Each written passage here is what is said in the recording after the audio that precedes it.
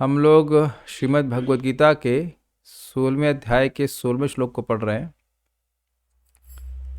हम लोग ने असुरों के आसुरिक संकल्प के बारे में पढ़ा था और काफ़ी सारे संकल्प थे। इसमें 13 से 15 में बोला गया, इदम अद्य मया लब्धम इमं प्राप्से मनोरथम इदम अस्तदीमपि मे भविष्यति पुनर्धनम असौ मया हतः शत्रुर्हनिष्ये चापरानपि ईश्वरोऽहं भोगी सिद्धोऽहं बलवान सुखी आढ्योऽपि जनवान् अस्मि कोऽन्योऽस्ति सदृशो मया यक्षे दास्यामि मोदिष्य इत्यज्ञान विमोहितः। तो इदम अद्य मया लब्धम, यह मेरे द्वारा प्राप्त हुआ है। इसमें भगवान नहीं है ना, मया मेरे द्वारा, भगवान नहीं है। भगवान कह रहे हैं, वो कह रहा है कि मेरे द्वारा, मैं भगवान के द्वारा नहीं। इमं प्राप्त से मनोरथम, ये जो मेरे को मन को अच्छा लगता था ये सब मिल गया मेरे को। इदम अस्ति इदम अपि में, इदम है ये, मतलब ये मेरा है और ये मेरा ही है, और आगे भी मैं अपने धन को अपनी योजनाओं से प्राप्त कर लूंगा। असौ मया हता शत्रु, ये जो शत्रु है इसको मैंने मार दिया है। हनिष्य चापरानपि, और जो अन्य शत्रु उनको भी मैं मार दूंगा। क्यों भाई आप इतने समर्थ कहते हैं? हाँ, ईश्वरो हम, मैं ईश्वर हूं। अहम भोगी, मैं भोगी हूं, मैं भोगने वाला हूं। सिद्धो हम, मैं सिद्ध हूं, मुझे मत सिखाओ, हम सब जानते हैं। बलवान सुखी, और मैं बलवान हूं, मैं सुखी हूं। एक मिनट रुक जाइए, एक मिनट रुक जाइए। आवाज कम है? आवाज कम तो नहीं है आपके एंड पे? आवाज सबके लिए कम है क्या? नहीं, अपने वॉल्यूम चेक करिए। आढ़्यो भी जन आढ़्यो भी जनवान अस्मि, आढ़ मतलब है मैं धनी हूं, और अभिजनवान अस्मि, मैं कुलीन परिवार के लोगों से युक्त हूं। कोन्योस्ति सदृशो मया, मेरे साथ कौन है भाई? यक्षे दास्यामि मोदिष्यम, मैं त्याग करूंगा। दास्यामि मतलब मैं दान करूंगा, और मोदिष्यामि आई विल एंजॉय, लोग मेरे को जानेंगे भाई। इति अज्ञान विमोहित, इस प्रकार के अज्ञान से विशेष रूप से मोहित रहते हैं। तो अब यहां पे कोई अच्छी गति नहीं प्राप्त होगी। इस प्रकार की जो भावना रखा हुआ है व्यक्ति, भगवान कह रहे हैं ये केवल नरक में जाने का रास्ता है। समय is hanging, I don't know why it is hanging. Anyways, आवाज तो आ ही रही है। नहीं ठीक है, ये नहीं कर रहा, ये वाला कर रहा है। चलो उसी बाद में उसको मिक्स कर देंगे, चलेगा। तो मेरे पीछे आप बोलिएगा, एक मिनट रुकिएगा, यही दिक्कत है इधर। It's okay.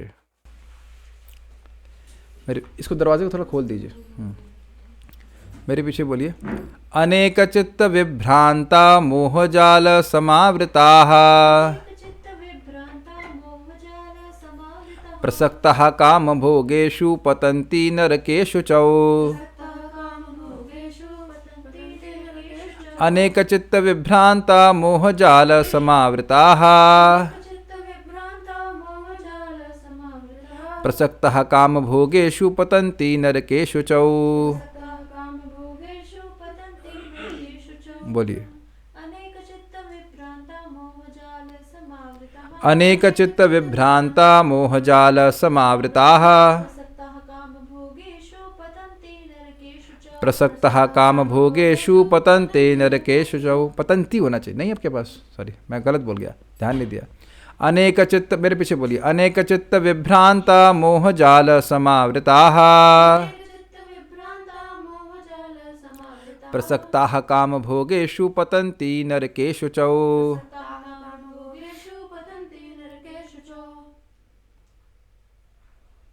हाँ बोलिए, बोलना था आप, फिर से बोलिए, बोलिए एक बार। अनेक चित्त विभ्रांता मोहजाल समावृताः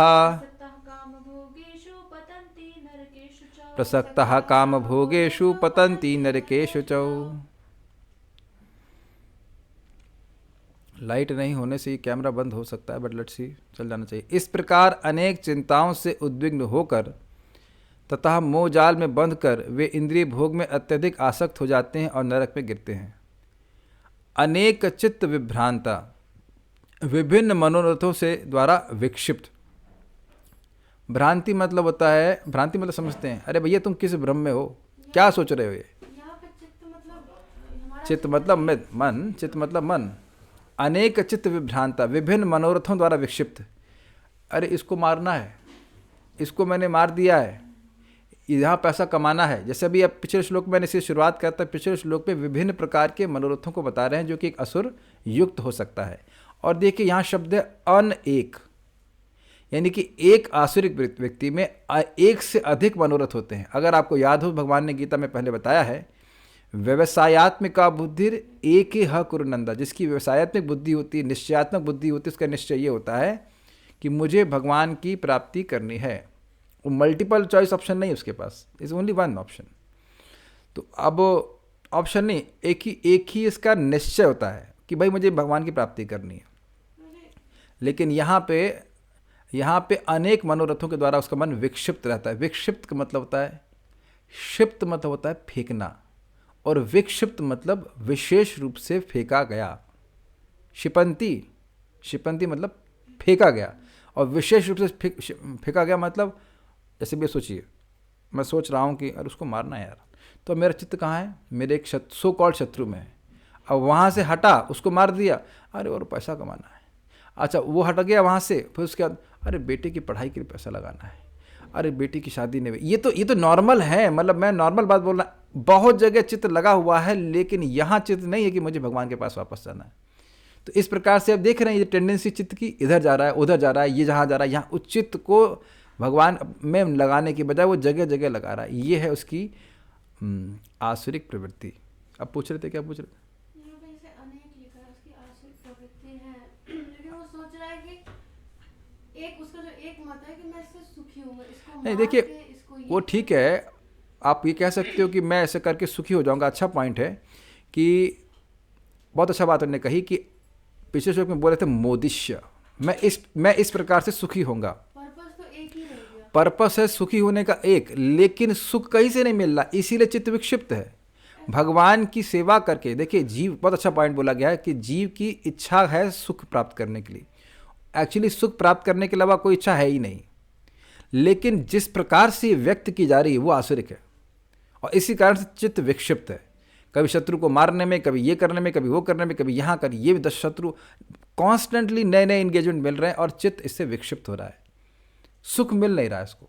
बिल्कुल सही बात है, सुख की इच्छा में वो जगह जगह उसका चित्त डिस्टर्ब हो रहा है, वह अपने चित्त को जगह जगह लेके जा रहा है सुख की तलाश में। यद्यपि इच्छा एक है सुख प्राप्त करने की, लेकिन उसका रिजल्ट क्या मिल रहा है? उसका चित्त जगह जगह जा रहा है, मैं ये करूँगा, मैं वो करूँगा, इस प्रकार से सुखी होऊंगा।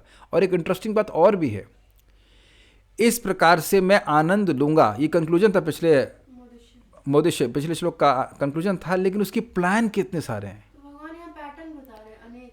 तो अनेक का मतलब बिल्कुल स्पष्ट है कि यह ठीक है भाई, असुर की भी इच्छा सुखी होने की है, लेकिन उसकी इच्छाएं एक के बाद एक और होती चली जाएंगी, अनेक, एक से अधिक। देखिए जीव सुखी कैसे हो सकता है? एक ही तरीका है सुखी होने का, कृष्ण की सेवा करना, सिंपल। अब उसके प्रारूप अलग अलग हो सकते हैं कि भाई मैं गीता पढ़ूंगा, या मैं भगवान का भोग बनाऊंगा, मैं नाम जप करूंगा, वह प्रारूप अलग अलग हो सकते हैं, लेकिन वह आसुरिक नहीं है।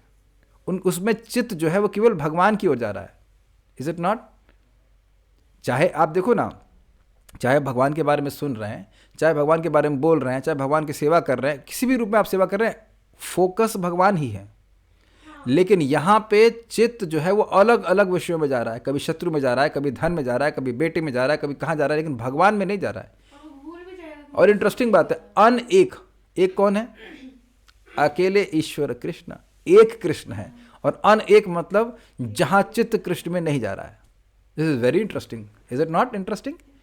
अनेक, एक मतलब कृष्ण, और अनेक मतलब कृष्ण के अलावा और सब जगह। तो क्योंकि वह कृष्ण के अलावा जगह लगा हुआ, इसलिए चित्त भ्रांत हो जा रहा है, भ्रमित होता जा रहा है व्यक्ति। विभिन्न मनोरथों द्वारा विक्षिप्त, मोह जाल समावृता, मोह जाल से आवृत होकर, बड़ा सुंदर अर्थ है। सम मतलब सम्यक, यानी कि शब्द है वहां पे था, ठीक है, बड़ा अच्छा लिखा हुआ था, संवेद ऐसे कुछ नहीं, संवेद नहीं था, यानी उसका अर्थ ये था सम्यक मतलब सब ओर से। मान लो इधर से कोई जाल फेंक रहा है तो व्यक्ति साइड से निकल जाए, और साइड से फेंक रहा है तो इधर लेफ्ट से निकल जाए, लेकिन सब तरफ से अगर फेंका जा रहा है तो व्यक्ति फिर कैसे बचेगा? अब इसकी फोटो भी मैं दिखाऊंगा। तो मोह मतलब अपने हित और अहित का के विवेक का असामर्थ्य। हित क्या है, अहित क्या है, ये विवेक जब नहीं होता है व्यक्ति को, जो उसकी असमर्थता होती है अपने हित और अहित का निर्णय करने की, इसको कहा जाता है मोह। उसका उसी वही जाल है। और जाल क्यों है? क्योंकि आवरणात्मक है। आवरण मतलब ढकने वाला है। आपको याद आ रहा है? नहीं नहीं नहीं, उससे पहले अविद्या, अस्मिता, अस्मिता को मोह कहा गया था। पहले अज्ञान, फिर मोह, फिर महामोह, फिर तामिश्र, अंत तामिश्र। तो अज्ञान मतलब अपने स्वरूप का ज्ञान, और मोह मतलब था जो देह में आत्मबुद्धि है, और ये ढकने वाली है, ये कवरिंग पोटेंसी है। तो क्योंकि मोह व्यक्ति को आवरण ज्ञान को ढकने वाला है और बंधन का हेतु है, बंधन का कारण है, इसलिए इसको जाल कहा गया है। कुछ समझ पा रहे हैं? मोह को जाल क्यों कह रहे, समझ में आ रहा है? जाल क्या करता है? सब ओर से कवर कर लेता है। अब एक चीज बताइए, अगर मैं इस चद्दर को ले लूं, ठीक है, और मैं इसको ऐसे कर रख लिया, ओके फॉर एग्जाम्पल, और ऐसे कर लिया, करते ही हैं, तो क्या मैं बंधन में हूं? इसने मुझे सब तरफ से ढक जरूर दिया है, लेकिन बंधन में नहीं रखा है। जब चाहूंगा उसे खोल दूं, खत्म। लेकिन जब जाल डाला जाता है तो सब ओर से भी होता है और बंधन भी करता है व्यक्ति को। बड़ा जबरदस्त है ये। इसीलिए टीका में एग्जाम्पल दिया गया है मछली की तरह। मछली को सब ओर से जाल पकड़ लेता है और बांधता भी है। तो देयर आर 2 पॉइंट्स, सब ओर से ढकना और बांध देना। व्यक्ति को पूरी तरह से व्यक्ति ढका रहता है कि मैं देह हूँ, ये भावना बनी रहती है। नहीं, अपने स्वरूप का ज्ञान रहता है पूरी तरह से, और ये भावना बनी रहती है कि मैं ये देह हूँ, इसीलिए व्यक्ति बंधन में पड़ा रहता है। जस्ट लाइक मैं अपनी ट्रेनिंग दे रहा हूँ, मुझे भी डॉक्टर ने बोला है कि आपको 1.5 महीने कम ऑन क्या 1.5 महीने तक जीरो ऑयल, एक ड्रॉप ऑयल भी नहीं लेनी है। और बार बार भोजन करते समय मन बोलता है यार 2 ड्रॉप से क्या होता है, यार 1 चम्मच से, आधा चम्मच से क्या होता है। आप लोग ऐसी कभी फीलिंग नहीं आती खाने के बारे में? जब परहेज करने के लिए बोल दिया जाए तो हम सोचते हैं कैसे जीऊंगा मैं कैसे जीऊंगा। तो अब ये देखिए, ये देह में आत्मबुद्धि है ना, जिस प्रकार से सोचता है कि मैं इसको खाए बिना कैसे रहूंगा। आप में से कितने लोग जीरो ऑयल पे चल रहे हैं अभी? सभी लोग चल रहे हैं। कल्याण प्रभु, अच्छा, अरे आपके जीरो ऑयल पे चल रहे, आपको मना तो किया नहीं जबरदस्ती, अच्छा मिला नहीं होगा, ठीक है, आप शायद आप बंधन में, लगता है कोई आपको किडनैप कर लिया है। कितने लोग प्लान किए कि जीरो ऑयल पे चलेंगे ना। अब देख रहे हैं कि, और ऐसा तो नहीं है कि आप ऑयल नहीं खाएंगे तो मर ही जाएंगे, लेकिन ऐसा स्ट्रांग बंधन है हमारा कि हम देह हैं, तो व्यक्ति को ये तो चाहिए ही चाहिए। 1 दिन 2 दिन चला लेगा आदमी, 1 हफ्ते के बाद एकदम रिवोल्ट करता है व्यक्ति, नहीं ऐसे कैसे होगा, ये कुछ नहीं जानते डॉक्टर, अरे घुटने हमारे सब खराब हो जाएंगे। वो कुछ नहीं खराब होगा, लेकिन व्यक्ति का बंधन होता है। ऑल द डिवोटीज टेक प्रसादम सोचना, देख मतलब प्रॉब्लम नहीं है, लेकिन एक बात सोचने वाली है ना। खैर, हम थोड़ा सा एग्जाम्पल अलग तरह से ले लेंगे, हम खाली इस बात को समझा रहे थे कि कैसे देह का बंधन लगा रहता है, ये बात बोल रहा था मैं। तो ये समझ पाए फ्रेज, मोह जाल समावृता। मोह जो है वो अपने आवरण करने के गुण और बंधन करने के गुण के कारण वो जाल है। मोह क्या था वो समझाया मैंने। और समावृता, सब ओर से ढक लेता है। फिर क्या होता है, कह रहे काम भोगेशु प्रसक्ता, विषय भोगों में अत्यंत आसक्त वे व्यक्तिगण। अब देखिए यहाँ शब्द प्रसक्ता क्यों है, पॉइंट इज सिंपल। देखिए, विषय भोग को पूरी तरह से त्यागना एक जीव के लिए संभव नहीं है, बद्ध जीव के लिए। कुछ नींद चाहिए, कुछ भोजन चाहिए, अभी मैं व्याख्या कर ही रहा था, लेकिन केवल उसमें आसक्त नहीं होना चाहिए। प्रपद बोलते हैं भाई बद्ध जीव है तो ठीक है भाई, अब कोई ब्राह्मण है तो क्या उसको बोला जाता है ब्राह्मणम भोजनम प्रिय, ब्राह्मण को भोजन अच्छा लगता है, तो अब वो तो कोई दिक्कत नहीं है। आवाज़ आ रही है? Is okay? नहीं आ रही है? कम आ रही है? ये बड़ा कठिनाई है। देखो, मेरे फ्रीज होने की चिंता मत करो, आवाज़ आ रही है ना, सुनते रहो। हाँ, आवाज़ सुनते रहो, सुनो आवाज़। यहाँ जो लिखा हुआ तो समझ में आ रहा है ना, video will not be okay. अरे क्लास कर रहे हैं उसका आसान मानिए, इतना मुश्किल से क्लास हो रही है, आप अब वीडियो चक्कर मत पड़िए, आप सुनिए क्या बात कर रहा था मैं। हाँ, तो देखिए प्रसक्ता का मतलब क्या है। प्रभुपाद बड़ा अच्छा बताते हैं कि इंद्रिय तृप्ति फ्रीज्ड विद वॉइस। आ रही ना वॉइस, आ रही ना? हाँ, अरे हम रूम के अंदर बैठे, ठंड लग रही तो फ्रीज नहीं होगा। आप लोग अपना धूप में बैठ के क्लास सुन रहे हो तो वहाँ पे तो गर्मी रहेगी ना। तो चलिए हम आगे पढ़ने दो भाई, क्या बात कर रहे थे, प्रसक्ता पे बोल रहा हूँ। देखिए भगवान ने यह नहीं कहा कि किसी को मान लीजिए लड्डू अच्छा लगता है तो असुर है, वो तो मैंने एक एग्जाम्पल दिया था भोजन के बारे में। गुलाब तो जामुन आप समझने का प्रयास कीजिए, अभी बहुत बीच में मत कर काटी, मेरा फ्लो टूट जाएगा। तो हम बात ये कह रहे हैं काम भोगेशु भोगेशु प्रसक्ता, मतलब केवल इंद्रिय तृप्ति के विषय है, उसी में प्रकृष्ट रूप से आसक्त है, यानी कि वहाँ के अलावा चित्त कहीं नहीं जा रहा है। अब उससे कहो कि भाई सुबह उठ करके नाम उच्चारण कर लो, अरे यार नहीं, क्या करेंगे, उससे क्या मिलना है। या भगवान वो तुम्हें भोजन करना ही है तो कम से कम भगवान को अर्पण करे करो, अरे उसे क्या जरूरत है। तो आप देखेंगे कि वहाँ उसके लिए 5-10 मिनट वेट करना ये संभव नहीं। अगर बोलो कि लहसुन प्याज तक, अरे उसमें तो बड़े औषधीय गुण होते हैं, तुमसे बोलो कि तुम औषधि की तरह लेते हो। आप में से जो लोग कभी लहसुन वगैरह खाते थे या क्या कहते हैं प्याज खाते थे, वो उसको औषधि के रूप में कौन ग्रहण करता था, प्लीज़ रेज हैंड्स। अब कहेंगे अरे समाज में मालूम चल जाएगा कि हम लहसुन खाते थे, अरे तो खाते थे ना, अभी तो नहीं खाते ना। तो आप बताओ कौन औषधि के रूप में खाता है, कोई नहीं खाता औषधि के रूप में, तो टेस्ट के लिए खाते हैं, टेस्ट के लिए खाते हैं, अग्रीड। लहसुन की चटनी और ये सब क्या क्या, अरे आज एकादशी दिन क्या बोल रहा हूँ, लेकिन पॉइंट इज दैट वो सब चीज़ों को त्यागने में लोगों को बहुत आसक्ति होती है। देखिए बड़ी सिंपल सी बात, मज़ेदार बात, बहुत मज़ेदार बात, मैं किसी चीज़ में आसक्त हूँ ये मुझे कैसे मालूम चलेगा। ना ना ना, बड़ी इंटरेस्टिंग, जाएगी तो परेशान हो जाएंगे। आप हिट कर रहे हैं, छोड़ी जाएंगी तो परेशान होंगे, एक तो एक और चीज़ है। दूसरा, अब आपकी तरफ एक हाथ में है भगवान की भक्ति और दूसरी तरफ है आपके वो भी विषय आसक्ति। साइड पे अब हम भक्ति को छोड़ देंगे ना, हमें ये चाहिए चाहे हमें भक्ति मिले या ना मिले। बड़ा सुंदर डेफिनेशन है। पर जैसे मान लीजिए आप लड्डू चाहते हैं तो लड्डू में कोई दिक्कत नहीं है, आप लड्डू भगवान को अर्पण करके खा लीजिए, not a problem as such. या अब एकादशी में मान लीजिए कहे कि अन्न छोड़ना है, अरे हमारा जब मन होता है तब हम करते हैं, ऐसा कुछ नहीं कि हम हर एकादशी करते हैं। तो एकादशी की डेट आप दोगे, कब एकादशी, जिस दिन आपका मन होगा उस दिन एकादशी होगी।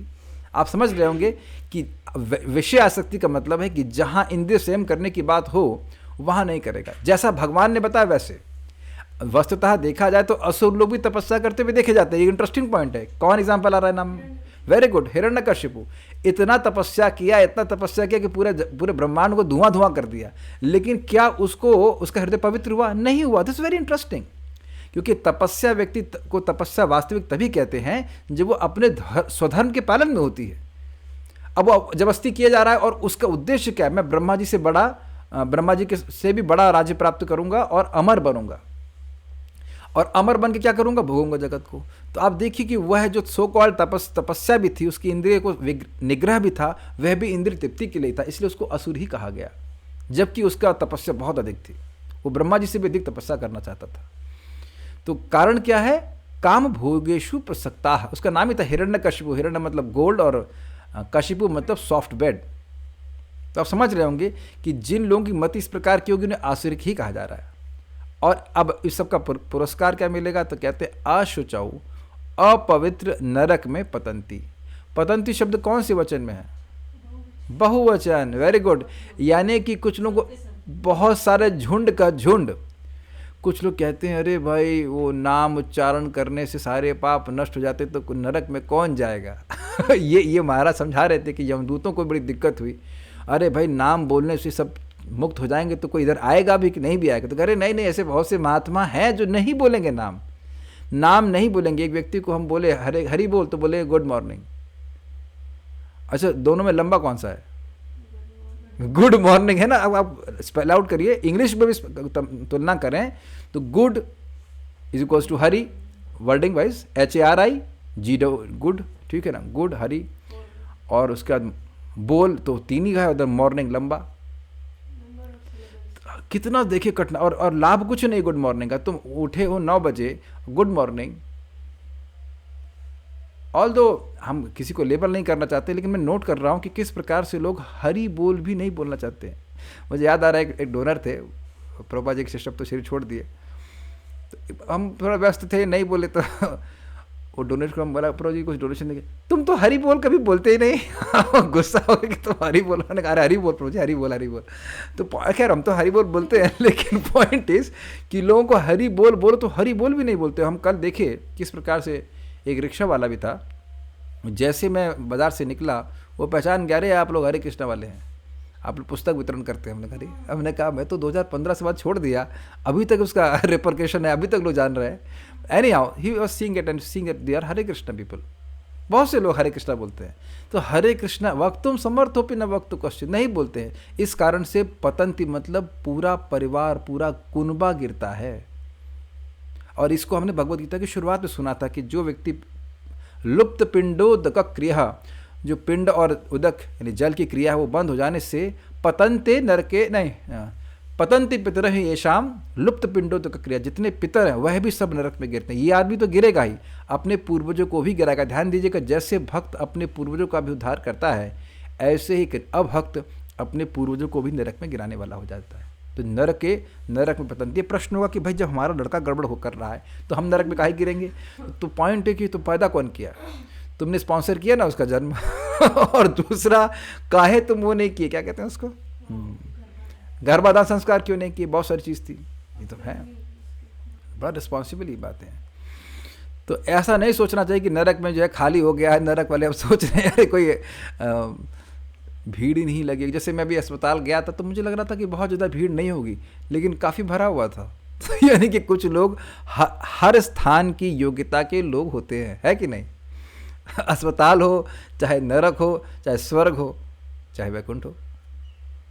हमने भगवद गीता में सुना है कि बहु ज्ञान तपसा पूता मद भाव मागता, बहुत सारे लोग इस ज्ञान से पवित्र होकर के मेरे पास आए हैं। तो भगवान के पास जाने वाले भी बहुत से लोग हैं और नरक जाने वाले भी बहुत से लोग हैं। ये सब बातें हैं। अब एक भक्त कह रहे हैं एक ही परिवार में दोनों ही कैटेगरी के लोग हों तब, देखिए भक्त का पलड़ा बहुत भारी होता है। अब हिरण्यकशिपु से अधिक कौन पापी होगा? लेकिन प्रहलाद महाराज ने उद्धार कर दिया और वहाँ बोल रहे हैं कि 21 पीढ़ियों का उद्धार कर दिया, और 21 पीढ़ियों को आप जानते भी नहीं हो। प्रहलाद के पीछे वाली तो कुछ पता ही नहीं है, जो भी हो सकता है, लेकिन बहुत सारे हो सकते हैं, क्योंकि नाम का तो भक्त का बहुत बड़ा प्रभाव, भक्ति का बहुत बड़ा प्रभाव है ना। अब एक दीपदान करते हैं, वो कितना कितना पुण्य लेके आता है, तो अच्छा है। हाँ बोलिए। तपस्या वही होती है जो स्वधर्म के लिए की है। कई बार हम देखते हैं भक्त भी भौतिक इच्छाएं होती है तो भगवान से मांगते हैं, अब वहाँ तो स्वधर्म नहीं है। देखिए, अगर इन्हें प्रश्न किया कि आप कह रहे हो कि तपस्या वही है जो स्वधर्म पालन करने में लगाई जाए, लेकिन भक्त लोग भौतिक इच्छा पूर्ति करने के लिए भी कभी कभी भक्ति करते हैं। तब देखिए, उसको तपस्या तो नहीं कह सकते, लेकिन एक इंटरेस्टिंग चीज़ है, क्योंकि एक और महाराज ने डेफिनेशन दी, तपस्या मतलब कामनाओं का त्याग। लेकिन एक बहुत इंटरेस्टिंग चीज़ है, आप भक्ति जब कर रहे हैं तो संपर्क में किसके आ रहे हैं? नहीं, इससे पहले सोचिए आप और मैं भौतिक इच्छा से ग्रसित ही क्यों है? क्योंकि अविद्या शक्ति के संपर्क में है, अन्यथा हमको किसी भौतिक वस्तु से कोई सुख नहीं प्राप्त हो सकता। ये क्लियर है? यानी कि याद है ना, अविद्या से अपने स्वरूप का कवरिंग हो जाती है, तो अब स्वरूप की कवरिंग हो जाती है, इसलिए देह के लिए या देह से संबंधित उत्पादों को मांग रहे हैं। तो अब अगर भक्ति कर रहा है तो किसके संपर्क में आ रहा है? नाम उच्चारण कर रहा है, गीता सुन रहा है, किसके संपर्क में आ रहा है? हलादनी शक्ति, भगवान की अंतरंग शक्ति। तो उससे उसको खुद ही बोध नहीं हो जाएगा? तो ये तो प्रैक्टिकल हम सुन चुके हैं कि जो लोग भगवान की भक्ति करने के लिए किसी भी इच्छा से आते हैं, अगर वो भक्ति करते रहते हैं तो वो शुद्ध हो जाते हैं। फिर वो देखते हैं कि भगवान ने जो मुझे वस्तु दी है मेरे मांगने पर, वह मुझे सुख नहीं दे रही है। तो ये बहुत सुंदर बात है भक्ति की, किसी भी इच्छा से भगवान के पास आता है, भगवान उसको क्या बोलते हैं? उदार सर्व एवते। वह उदार है, भगवान के पास आए, भगवान को एक व्यक्ति के रूप में स्वीकार कर रहा है। बहुत अच्छा, अमेजिंग स्टोरी व्हाट हैपेंड। हम लोग एक अस्पताल में, उसका नाम है कैलाश अस्पताल, बहुत अच्छा अस्पताल है, मैं उसका एडवर्टाइजमेंट नहीं कर रहा हूँ, बट खाली बोल रहा हूँ। तो एक बड़ी सुंदर घटना हुई कि वेदवादिनी हमारे संग जा रही थी और मैंने उनसे पूछा बहुत स्ट्रांगली, नहीं इनके पिताजी से पूछा था कि ये कौन बनाया इतना अच्छा अस्पताल? Like you can't tell somebody कि ये बाई चांस आ गया। You can not convince me with that. 100% conviction था कि भाई ये किसी व्यक्ति ने बनाया है ना। तो अब ये एक बड़ी इंटरेस्टिंग बात है कि एक अस्पताल को देखकर, जो कि भारत में है, वो विश्व का सबसे बड़ा अस्पताल तो है नहीं, आप कन्विंस्ड है कि व्यक्ति है। तो अब इसके पीछे कोई व्यक्ति है बनाने वाला, और अमेजिंग है कि मैंने 4-5 व्यक्ति भी नहीं बोले, एक ही व्यक्ति बोला। तो अब बताइए, पूरे जगत को बनाने वाला कोई व्यक्ति नहीं होगा, तो कृष्ण भगवान के पास कोई आया है तो उसने किया क्या? सबसे बड़ी बात, उसने भगवान कृष्ण को एक व्यक्ति के रूप में स्वीकार किया। पहली सबसे बड़ी बात है, भगवान को ये ब्रह्मज्योति के रूप में नहीं बोल रहा है, वो भगवान को एक व्यक्ति के रूप में स्वीकार किया है। एक बात, दूसरा वह भगवान को यश दे रहा है। जैसे मैं भी बोल रहा हूँ कि जैसे कि वेदवादिनी का ऑपरेशन हुआ था, तो उसने कहा कि वो डॉक्टर साहब बहुत अच्छे हैं, उन्होंने मेरी इस अमुक बीमारी का इलाज किया। यहाँ भी एक व्यक्ति है, उनका ऑपरेशन होने वाला है, तो उनकी बहन का ऑपरेशन उस अस्पताल में, तो वहाँ का गुण गा रही थी उनकी माँ, भाई वहाँ बड़ा अच्छा होता है। तो आप उस अस्पताल को कैसे वहाँ जा करके, क्या रोगी लोग अस्पताल में जा करके अस्पताल का यश नहीं गाते हैं? गाते हैं, हम ठीक हो गए, बहुत बड़ी बीमारी थी। तो भगवान कृष्ण के पास कोई जाता है, उसकी भौतिक इच्छा पूर्ण होती है, तो वह भगवान को यश देता ही है। अरे भाई ठाकुर जी बड़ा दया करते हैं, बड़े ठाकुर जी दया करते हैं, है कि नहीं? भगवान उदार मानते हैं। मेन थिंग इज वह भगवान को ब्रह्म ज्योति नहीं मान रहा है, भगवान को भगवान मान रहा है, तो वह उस कारण से शुद्ध हो ही जाएगा। चलिए वापस पॉइंट पे आते हैं। अनेक चित्त विभ्रांत, अनेक इस प्रकार के विभिन्न संकल्पों से, दुष्ट संकल्पों से उनका चित्त अनेक प्रकार से विभ्रांतित हो जाए। विभ्रांत मतलब होता है विशेष रूप से भ्रांत, यानी क्या लिखा है, उद्विग्न, परेशान हो जाता है। ये अच्छा, ये चलिए अभी नहीं समझ में आ रहा, तो आप लोग को न समझ में आ रहा हो तो जरा मॉल गए हैं कभी आप लोग? मॉल तो गए होंगे, केवल देखने के लिए नहीं, वाकई पैसा है और तब मॉल में जाइए, और कुछ स्वेटर लेना हो या कुछ भी लेना हो, तब देखिए कितना चित्त भ्रांत होता है। सुबह अब बड़ा इंटरेस्टिंग था, मेरी माला यहाँ पे आने से पहले टूट गई, एक उसको मतलब धागा टूट गया था, तो ये यहाँ पे मेरा धागा टूट गया था इसका। तो मैंने सोचा यार कितने मुक्त होने के लिए 250 रुपये की माला, और 2010 से लेकर आज तो 14 साल बाद, 14 साल तक कोई खर्चा नहीं इसमें, और उसको, और अब जाके टूटी और उसको 200 रुपये में रिपेयर हो गया। इसके बीच में कितने कपड़े पहन लिए, कितने कुर्ते फट गए, क्या क्या हो गया। यानी कि देह के लिए जो चीज़ ली है उसमें कितने खर्चे हैं, लेकिन जो आत्मा के लिए चीज़ ली थी उसमें तो 200 रुपये में पूरा हो गया। तो अब मैं देख रहा हूँ कि कोई इसमें कोई भ्रांति नहीं है। अब मेरी बात समझ रहे हैं? प्रभुपाद इतना सुंदर अनुवाद है, उद्विग्न, टेंशन। तो आप देखिए कि आप मॉल में क्यों प्रवेश करते हैं, हर चीज़ से बड़ा मतलब होता है उस समय हमारा मूड ऑफ एंजॉयमेंट होता है। किसी एक व्यक्ति का हाथ खड़ा हो कर दे कि मॉल जाते समय आपका मूड ऑफ एंजॉयमेंट नहीं होता है। हम एक बहुत अच्छी ड्रेस खरीदेंगे, उम्मीद है कि खाना तो नहीं खाते होंगे वहाँ पे, लेकिन अच्छी ड्रेस लेंगे, ये लेंगे, बोले आ तेरी ये भी है, वो भी है, ये भी ले लूँ, वो भी ले लूँ। जब देखिए कि जरा सा थोड़ी देर के लिए अगर आप अपने आप को रिलीज़ कर देते हैं इस मूव मूड में, तो हम परेशान हो जाते हैं। जैसे ही व्यक्ति अपनी आवश्यकताओं की बजाय भोग के बारे में जरा सा भी सोचता है, उसका मन भ्रांत हो जाता है, उसका भ्रमित हो जाता है। इसलिए याद रखना चाहिए कि एक ही कपड़ा पहनाया जाएगा मरते समय, और तब हम नहीं कह पाएंगे कैसा लग रहा हूँ मैं नॉट मरे। तो इसका मतलब ये नहीं कि हमें खराब कपड़े पहनने चाहिए, ठीक है, वी फिर भी डिसेंट, लेकिन बहुत एजिटेशन होता है, बहुत एजिटेशन होता है। यस, तो सोचो आप थोड़ी देर के लिए ऐसा कर रहे हैं, तो जो लोग निरंतर ऐसे अपना जीवन बिता रहे हैं वो कितने परेशान हो जाएंगे। अरे उसका लड़के का एडमिशन नहीं हुआ भाई, और लड़की की शादी में जगह जगह ना क्या जूते चटक जाते हैं। और ऐसा नहीं, पॉइंट इसकी लड़की की शादी करिए, लड़के के एग्जाम की तैयारी कीजिए, ठीक है करवाइए, लेकिन केवल इसमें लगना ये आसुरी विचार है। अपने कर्तव्यों को बिल्कुल भूल जाना ये आसुरी विचार है। अनेक चित्त विभ्रांता, उसके बाद मोह जाल, इस कारण से क्यों, क्योंकि मोह जाल से सम्यक रूप से आवृत है। चित्त क्यों भ्रमित है? वो उसी जाल के अंदर, उसी जाल के अंदर, उससे बाहर नहीं जाएगा। They can not think outside. देखिए हम आपको आज सुबह बोल रहे थे, फिर मैं बोल रहा हूँ, मजा आ रहा था बात सोच करके कि भक्त लोग मृत्यु के बाद के जीवन शुरुआत करते हैं। भक्तों के जीवन मृत्यु के बाद शुरू होता है। Do you agree with this? असली जीवन हमारा मृत्यु के बाद होगा। बहुत सारे रेस्ट्रिक्शन हैं, लेकिन जब आध्यात्मिक देह प्राप्त हो जाएगी तब कोई रेस्ट्रिक्शन नहीं रहेगा। कहीं भी जाइए, कहीं भी कुछ भी कर सकते हैं। Basically whatever you can do if you want to do for Krishna's pleasure. बहुत अमेजिंग बात है। तो मेरी बात समझ में आई? भक्तों का चित्त एक क्यों लगा रहता है? भैया इस देह में तुम क्या भोगोगे बताओ, क्या भोग लोगे? कुछ नहीं भोग पाओगे, केवल दुख ही भोगोगे और थोड़ा बहुत मिश्रित सुख मिलेगा। असली सुख प्राप्त करना है तो भगवान की प्राप्ति कर रही होगी, ठीक है ना? तो चित्त उनका डिस्टर्ब नहीं होता है, ये बात है। लेकिन यहाँ पे व्यक्ति मोह के जाल में ढका रहता है, और इस कारण से प्रसक्तः काम भोगेषु, काम भोग में वे अत्यंत प्रसक्त होते हैं, और इस कारण से नरक में गिरते। देखिए ये फोटो कैसी लग रही है आपको? फोटो ये ज़बरदस्त फ़ोटो ना। ये फ़ोटो क्यों रखी गई है? एक कारण से, पतंती नरके शुचौ। पतंती, पतंती यानी कि एक दो नहीं, सारी मछलियां फंसी हुई हैं। ऐसा नहीं कि मैं मुक्त हो गया हूं और अब पिताजी जो है वो बंधन में हैं, नहीं, सारे के सारे बंधन में पड़े हुए हैं। मैं उस सिचुएशन की बात कर रहा हूं जब कोई भक्त नहीं है घर में। ये नहीं बोल रहा हूं कि कोई भक्त है तो वो अलग केस बन जाएगा, लेकिन ये जो केस बन रहा है वो इसका है कि कोई भी भक्त नहीं है। और आप देख सकते हैं कलयुग में यही स्थिति अधिक है। आवाज़ आ रही है ना सबको? देखिए, श्लोक समझ में आ जाता है, लेकिन जब आप उसे मनन करेंगे तो बहुत सारी बातें खुलती हैं।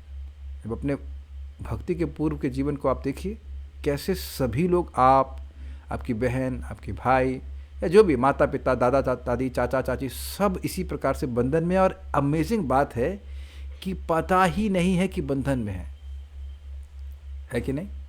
ये पता भी नहीं है कि बंधन में है, इस प्रकार से फंसे हुए हैं। तो ये सब आप देख सकते हैं। अब क्या ये स्थिति बड़ी अच्छी है? और यही बात बताया जाता है कि जब तक वैष्णव की संगत नहीं मिलती है, मतिर न कृष्णे परतः सतोवा मिथु विपद्येत ग्रहवता नाम, किसी की भी मति भगवान में नहीं लगती, ना तो खुद से और ना मीटिंग कर करके। क्या ये दिख रहा है आपको? पार्लियामेंट में कितने लोग होते हैं? 543। और में से कितने लोग भगवान के बारे में बात करते हैं? वहाँ पे एक भी नहीं। और वो पूरी भारत का सर्वश्रेष्ठ मीटिंग कह सकते हैं, काइंड ऑफ सर्वश्रेष्ठ मीटिंग कह सकते हैं, एक बार भी डिस्कशन नहीं हुआ। अच्छा, ये वेदांत सूत्र का 1.1.2 की क्या? अरे इनकी रेंज के ही बाहर है यार, रेंज के ही बाहर है। और आप देखिए किस प्रकार से जो नैमिषारण्य के ऋषि इकट्ठा हुए थे और बोल रहे हैं कि कैसे जीवों को परम सुख प्राप्त होगा। तुरंत उत्तर आया, सवै पुंसाम परो धर्मो। ये रेंज में ही नहीं है भाई साहब, ये रेंज में नहीं है। इसीलिए बोला जा रहा है विद्या भागवतावधि। भागवत पढ़ेगा तो व्यक्ति इस प्रकार से मोह के जाल से बाहर निकल जाएगा। याद आ रहा है, शोक मोह भयापह यस्याम वै श्रूयमाणायाम कृष्णे परम पुरुषे भक्तिरुत्पद्यते पुंसाम शोक मोह भाव। जिसको सुनने, पूरा नहीं सुना है, सुन रहा है व्यक्ति, सुन रहा है, प्रेजेंट कंटिन्यूअस बोला जाएगा, उसको सुनने में लगा हुआ है, तो उसके हृदय से शोक मोह और भय नष्ट हो जाता है। क्यों? क्योंकि भगवान की भक्ति बढ़ने लगती है, तो उस जाल से बाहर निकलता है कि मैं जगत का नहीं हूँ। मुझे ठीक है अपना शरीर चलाने के लिए, अपना भक्ति को पूरा करने के लिए जो आवश्यक है वो करना जरूरी है, लेकिन अपना सारा जीवन मैं इसमें नहीं लगा सकता। प्रभुपाद को बहुत सिंपल वे में समराइज करते हैं, कहते हैं, yes you be comfortable but don't forget Krishna. Very, बहुत एक अमेजिंग लाइन में प्रभात बोलते हैं, यस यू बी कंफर्टेबल, शरीर को आप कंफर्ट दीजिए, लेकिन इतना नहीं कि आप भगवान की भक्ति को ही भूल जाएं। भाई जैसे अभी अब जाड़ा पड़ रहा है तो ऐसा तो नहीं हम सब छत पे जाके सो गए, फिर एक दिन बुखार हो गया, फिर हम भक्ति ना कर पाए। लेकिन भक्ति के लिए जो आवश्यक है उस कंफर्ट को त्यागना है। अब सुबह उठना है तो उठना है 4 बजे, है कि नहीं? अब उसमें भी हम सोने लग जाएंगे तो फिर कैसे भक्ति कर पाएंगे? इसीलिए भगवान का नाम जब बहुत अच्छे से करना चाहिए कि जो बातें आप यहाँ सुन रहे हैं वो अब आपको दिखने लगती हैं।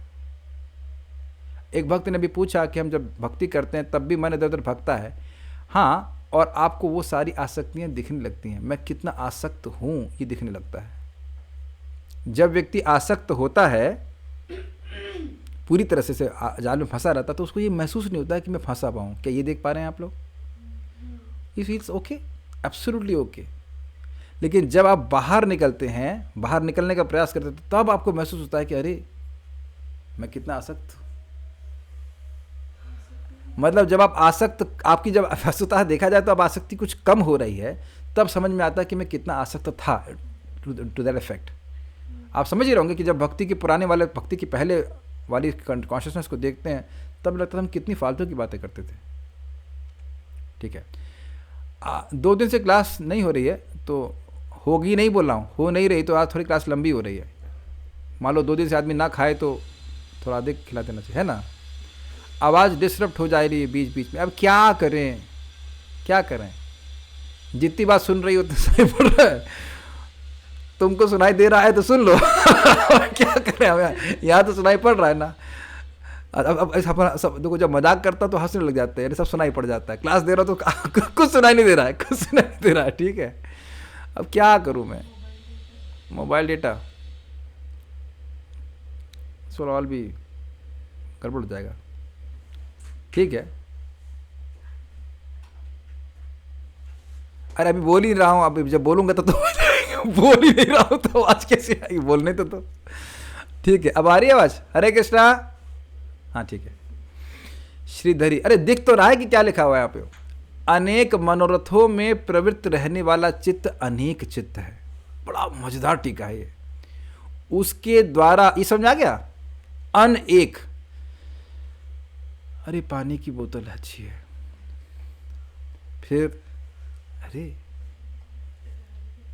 ये उतना अच्छा नहीं, ये वाला देना, ये चादर अच्छी है, अरे तेरे समझ गए, ये कार, अरे यार मेरे पास तो सियाज ही है, अरे तेरा रियाज क्या है भक्ति का, सियाज फंसा हुआ तू उसका तो मर्सिडीज है, अरे ये उसकी जीन्स तो ज़्यादा फटी है this is how this called अनेक अनेक मनोरथ, लाइक दैट। उसके द्वारा वे विभ्रांत यानी विशेष रूप से विक्षिप्त रहते। समझा दिया था मैंने, विक्षिप्त का मतलब मन अलग अलग है, फिका हुआ है। कहाँ है मन आपका? अब समझ में आया क्लियर? जब मैं क्लास दे रहा होता हूँ तो कभी कभी मैं पूछ लेता हूँ किसी वक्त को जो हॉट सीट पे होते हैं, ये समझा? एक मिनट प्रभु समझ में आ रही, फिर से बोलिए, मन कहीं और था। तो अब इसलिए मैं असुर नहीं कह रहा हूँ, हम सभी के संग ऐसा होता है कि हम किसी से बात कर रहे होते हैं, हमारा मन कहीं और होता है। मुझे याद है कि मेरे मित्र मुझे मेडिसिन बता रहा था, सिंपल, ये ऐसे खानी वैसे खानी है। उस टाइम में कुछ और सोच रहा था, उसने 4 बार बोला, मैंने कहा लिख के दो, मैं नहीं समझ पा रहा हूँ। ऐसा समाधान, मेरा माइंड उस समय विक्षिप्त था। विक्षिप्त मतलब पागल नहीं कहेंगे एग्जैक्टली, विक्षिप्त का मतलब हुआ उसका मन सही ट्रैक पे नहीं है, कहीं और है। विक्षिप्त मतलब डिवाइडेड अटेंशन, यहाँ सोच रहा वहाँ सोच रहा ऐसे करके। तो हाँ, ये कह रहे हैं विक्षिप्त बहुत भारी वर्ड है, तो हाँ ये भारी है, तभी तो वो नरक में फिका हुआ मन है बेसिकली, नरक की बुद्धि। अच्छा, उसी मोहमय जाल से आवृत रहते हैं, जैसे मछलियां सूत्रमय जाल से जकड़ी रहती हैं, उसी तरह वे मोह जाल से इस प्रकार जकड़े रहते हैं। ठीक है, बल्कि मैं तो उसमें ऐड करूंगा कि ये मोह का जाल, ये सूत्र कैसा है, जो ट्रांसपेरेंट सूत्र आते हैं ना आजकल फिल्मों में, एक जो हीरो है उसको एक ट्रांसपेरेंट रस्सी से टांग देते हैं, दिखाई नहीं पड़ता वो। तो ऐसा अगर जाल दिखता है कि हाँ भाई कोई जाल लगा हुआ, तो व्यक्ति से निकलने का प्रयास करे कि नहीं, मुंह का जाल इतना सूक्ष्म है कि व्यक्ति को दिखाई भी नहीं पड़ता है। भोगों को भोगने में अत्यंत प्रसक्त अर्थात सर्वथा तन्मय हुए लोग अशुचि अर्थात मलिन एवं दुखमय नरक में गिरते हैं। भाई ये सब जबरदस्त है, क्या शब्द इतने यूज करते हैं। तन्मय समझते हैं, एब्सॉर्ब्ड, तत्मय। देखिए मय शब्द को समझने का प्रयास कीजिए। जैसे मैं कहूं कि सूर्य क्या है, तो है तेजोमय, तेज से ही बना हुआ है।